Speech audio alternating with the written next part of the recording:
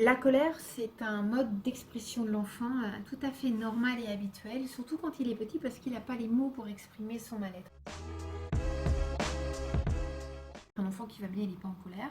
Un enfant qui est anxieux, un enfant qui est frustré, un enfant qui a mal, un enfant qui est en rage après un parent ou une fratrie peut se mettre en colère. C'est vraiment un mode d'expression tout à fait impressionnant. Certaines fois, il y a des cris, des coups sur soi ou sur les autres, mais un mode d'expression tout à fait habituel dont il ne faut pas avoir peur.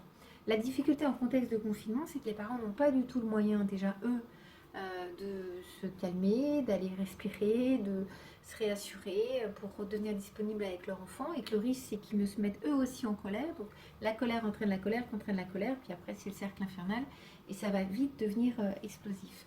Pareil pour l'enfant qui est en colère, on a peu de possibilités de lui dire d'aller se balader dans le parc, de faire un tour à vélo dans le jardin, surtout si on a un appartement et que le confinement nous interdit maintenant de sortir à plus d'un kilomètre autour de son pâté de maison.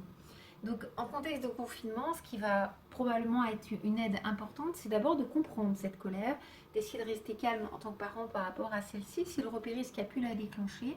Et c'est souvent les enfants très stressés, angoissés, qui sont plus en colère, avec une colère qui est externalisée, et c'est un signe qui permet aux parents de voir que l'enfant va mal, parce que vous avez des enfants qui ont des troubles plus internalisés, c'est-à-dire des troubles plus silencieux, qui se mettent en retrait, qui ont une colère à l'intérieur d'eux-mêmes, et eux, ils sont plus inquiétants parce qu'on ne les repère pas.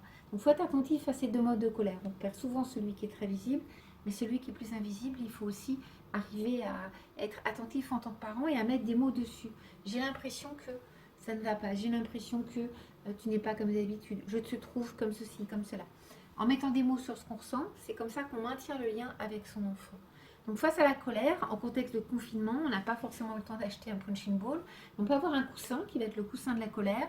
On peut fabriquer avec son enfant une roue des émotions. L'enfant va apprendre à mettre en mots ses émotions.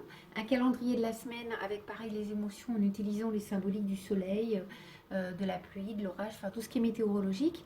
Et ça, l'objectif, c'est de permettre à l'enfant de mettre du sens sur ses ressentis, de mettre d'arriver à essayer de décrypter véritablement ce qu'il ressent et ne pas agir ses ressentis. Parce que la colère, c'est l'action. On essaie de mettre des mots, on apprend à l'enfant à décrypter ses émotions et toutes les petites choses qui peuvent être faites par rapport à ça seront importantes.